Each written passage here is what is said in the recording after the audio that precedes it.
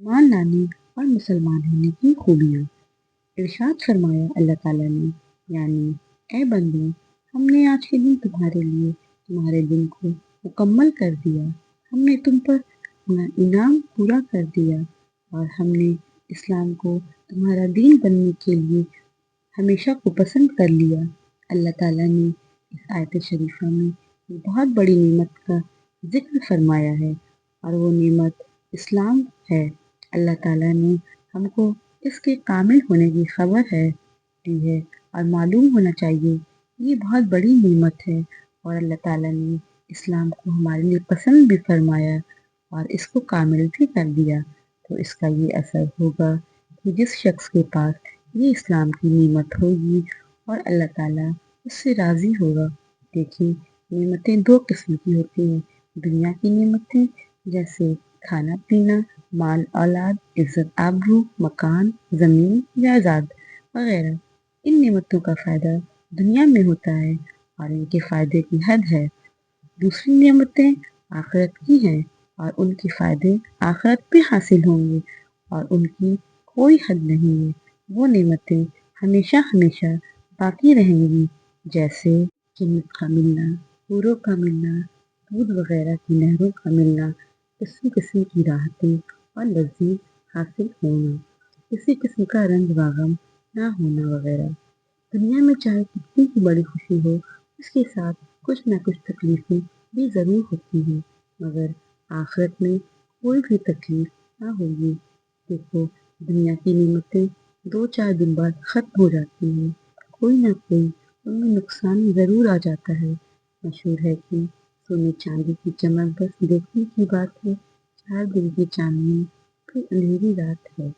मगर आखिरत की नेमतें हमेशा हमेशा के लिए हैं, जो कभी ख़त्म ना होंगी और दुनिया की नेमतें ख़त्म होने वाली भी हैं और इनमें कोई ना कोई तकलीफ़ भी होती है। देखिए, खाना खाना एक नेमत है, मगर इसमें कितनी तकलीफ़ और मेहनत है कि ज़मीन में कमाओ, बीज डालो, फिर अनाज निकालो, फिर आटा पिसवाओ, फिर गूँथो, फिर पकाओ, फिर खाओ। ये तो खाने के पहले की तकलीफ़ें हैं और खाना खाने में इसके बाद की तकलीफ़ें हैं। मसलन कभी मिर्च नमक तेज़, कभी खाना कच्चा रह गया, कभी खाने के बाद पेट में बोझ सा, कभी कब्ज़ होने लगा। ये बहुत सी मर्ज़ हैं। हकीम डॉक्टर के पास जाते हैं, ये हाजमा सही नहीं है, चूरन खाया जाता है। देख लो, दुनिया की ये खाने में कितनी तकलीफ़ें उठानी पड़ती हैं।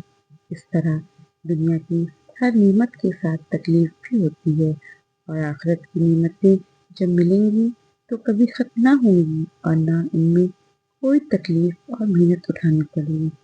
जन्नत में खुशी ही खुशी रहेगी, जो चाहोगे वही होगा। देखो, जन्नत में कोई फल खाने को तोड़ो तो उसमें से खूबसूरत हूर निकलेगी।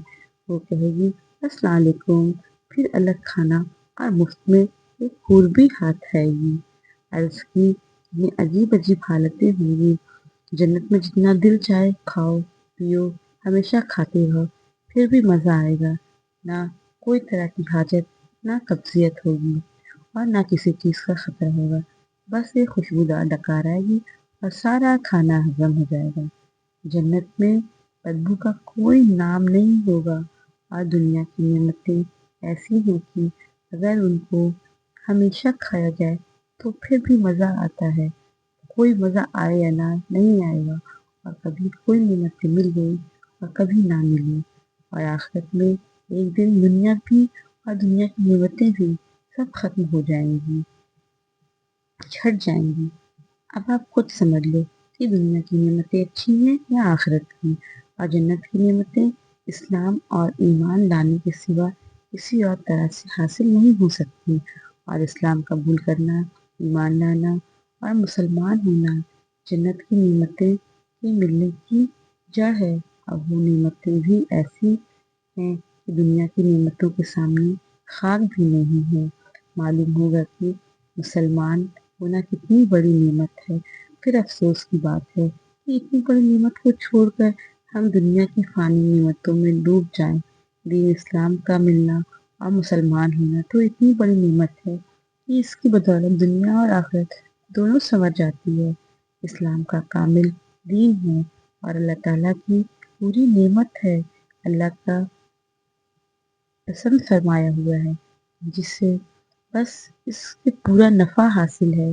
اور اپنی حالت کو اسلام کے حکم کے منافق درست کرو، عقیدوں اور عملوں کو سنوارو، اور تمہارے اندر اسلام کے پورے اوصاف ہوں گے تو اس کے انوار و برکت تمہارے چہروں سے ظاہر ہوں گے، یہاں تک کہ غیر مسلم بھی تمہاری اچھی عادتوں اور اچھی عمل کو دیکھ کر خود بخود اسلام قبول کریں گے، کیونکہ اسلام سچا دین ہے، اللہ تعالیٰ کو پسند ہے، اس لیے اس میں منافقین کی طرح اثر ہے، اس کی جو بھی ادا ہے دل کو کھینچتی ہے۔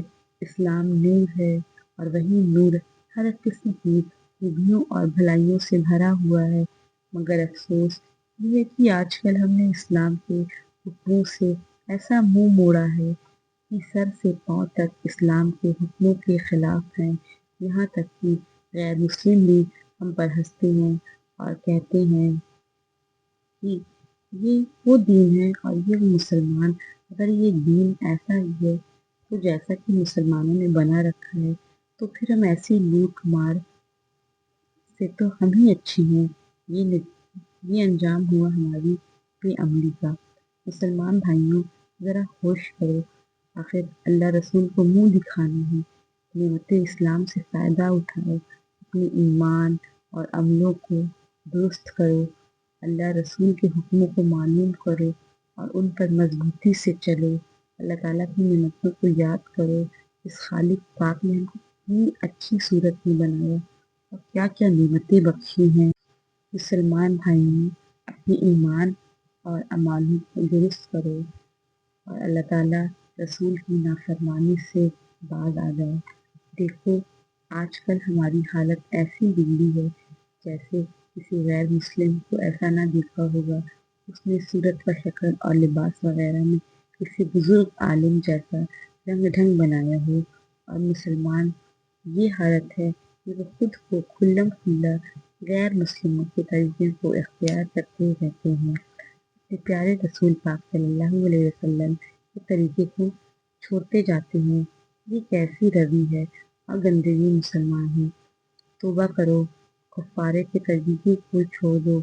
دیکھو اللہ تعالیٰ فرماتا ہے، بے شک جو لوگ ایمان لائے انہوں نے اچھے کام کیے ہیں، بہت جلد ہم ان کو ایسی جنتوں میں داخل کریں گے جن کے مکانوں کے نیچے نہریں بہتی ہوں گی اور ان میں ہمیشہ رہیں گے، اور ان کے لیے جنتوں میں بیویاں ہوں گی، صاف ستھری ہوں گی اور ان کو نہایت سائے میں داخل کریں گے۔ سورہ نساء میں فرمایا گیا ہے، سبحان اللہ، ایمان لانا اور مسلمان ہونا، اللہ رسول کے حکموں پر چلنا کتنی بڑی نعمت ہے۔